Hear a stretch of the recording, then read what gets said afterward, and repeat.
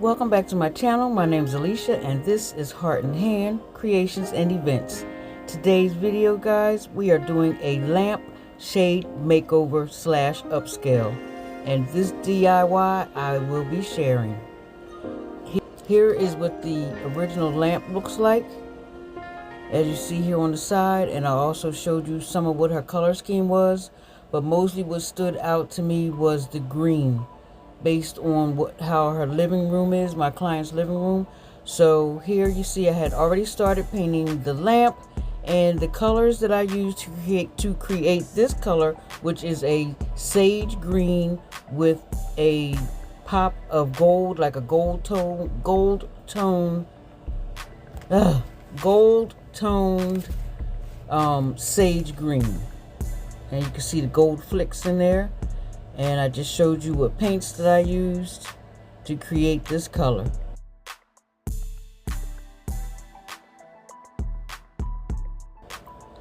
Here I have some glass gems, chandelier gems that I purchased from the Amazon.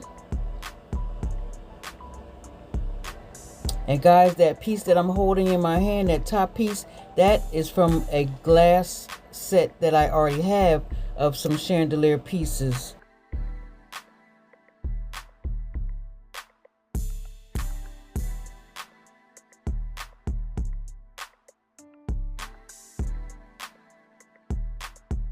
And right here we have the lace, which is turned out to be an iron-on lace applique. That is the gold satin. And I also have jump rings. The jump rings will help me attach the chandelier gems to my lamp.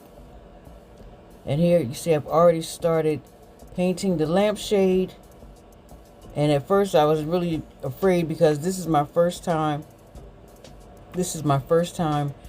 upscaling a lampshade. Believe me, I watched a couple of the lampshade DIYs or lampshade makeover DIYs. Yes, I went straight to YouTube University, guys. I also found out that spray painting would be another good option for changing the color of a lampshade.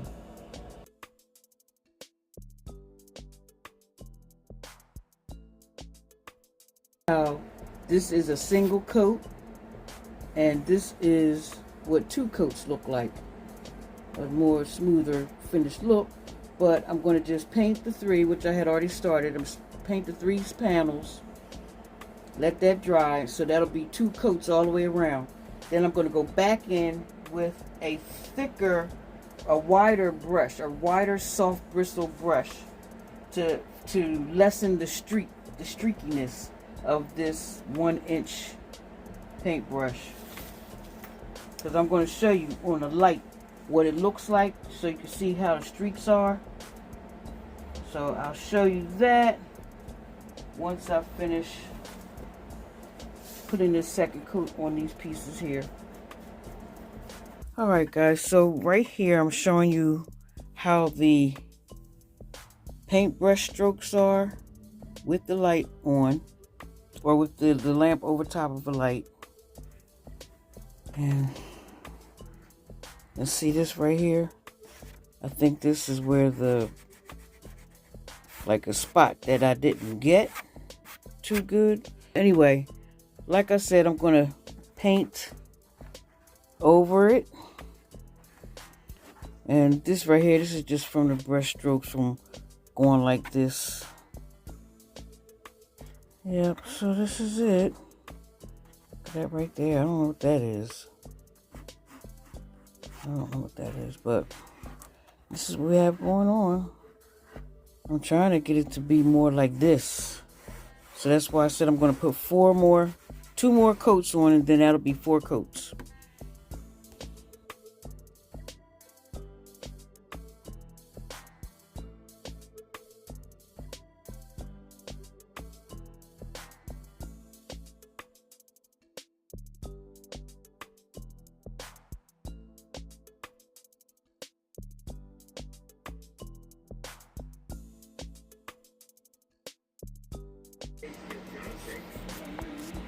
All right, guys, so this is what it's looking like after 4 coats.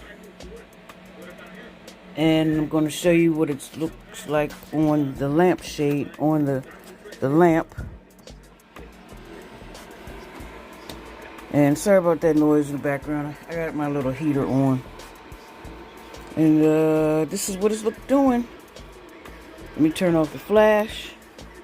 There. That's what I'm talking about. Except for these little spaces. Oops. Straighten up. Except for these spaces up here. I'm going to try to do something about that. Just going to dap that up a little bit. But I believe I might wind up painting this trim gold. Right here, I am painting the bottom edge of the lampshade with a thin, small brush, paintbrush, to make sure that my lines will be nice and crisp. Once the paint dries, I pull off the masking tape very gently, and this is the result.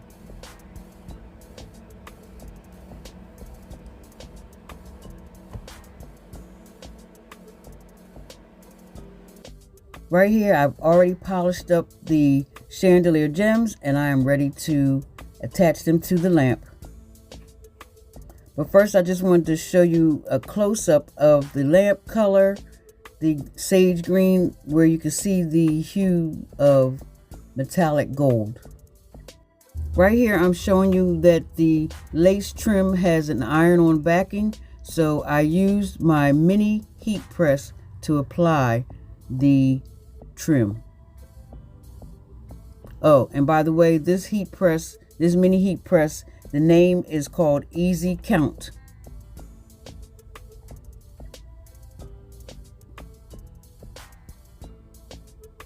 I use these Walmart clamps, mini clamps, to hold my trim in place. Then I went ahead and applied the heat.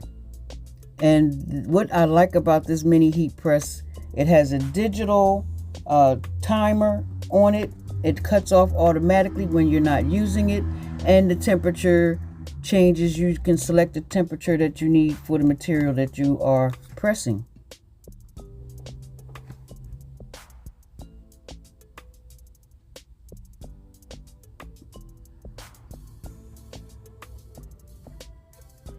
And this is how it's turning out.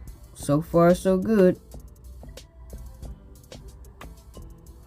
And this is the result, guys. I also decided to put that trim around the top of the lampshade instead of painting it gold, and it worked out well.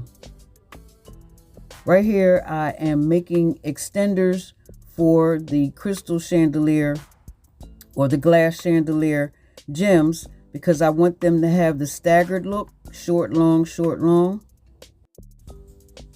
Next, I'll be making a wire hoop or a ring to attach the gems. Right here, guys, this is my first time using a soldering iron. This compound right here is called flux, and this is what is used to help melt down the wire as you solder it. And I have 2 different sizes, and I can work better with the smaller gauge wire or soldering wire.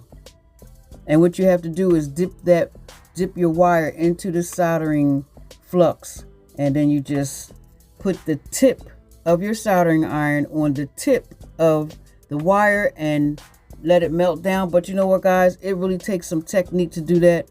I couldn't tell you how many times I did that before I recorded. And this is the result.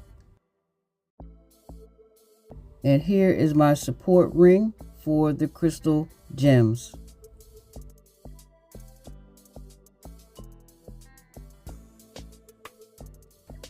This is the original base to the lampshade.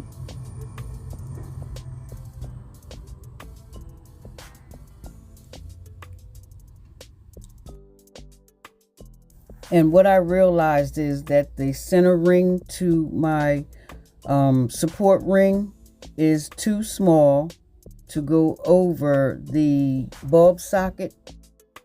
So I made that wire in the middle bigger, and this was the result. Once the support ring was set, I moved forward, adding the gems using Loctite adhesive to place each one. I used Mod Podge glue and silver paper to cover the wire support ring for a more finished look. And guys, I just want to say, if you have made it this far in the video, thank you for hanging in there with me to see this video through. I really appreciate you guys. And if you are new to this channel, hit that subscribe button. And don't forget to tap that notification bell.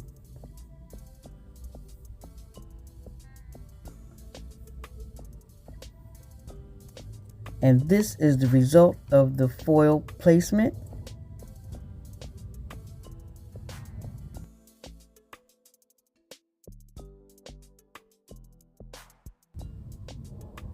And guys, we are at the end. Here is the before picture.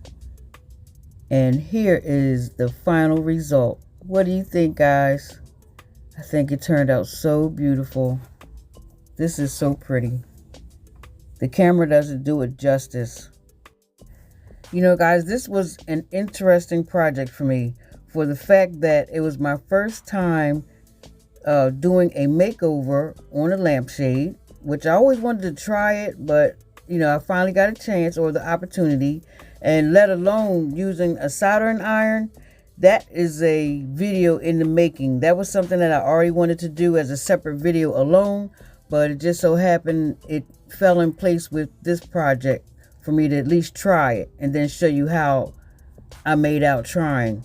But yeah, guys, if you like the content that I put out in this video today, give me a thumbs up for a like. If you're new to this channel, hit that subscribe button if you like what you saw, and then tap that notification bell so that you'll know each time that I upload a new video. And don't forget to share. Guys, I will see you in the next DIY video. Bye-bye.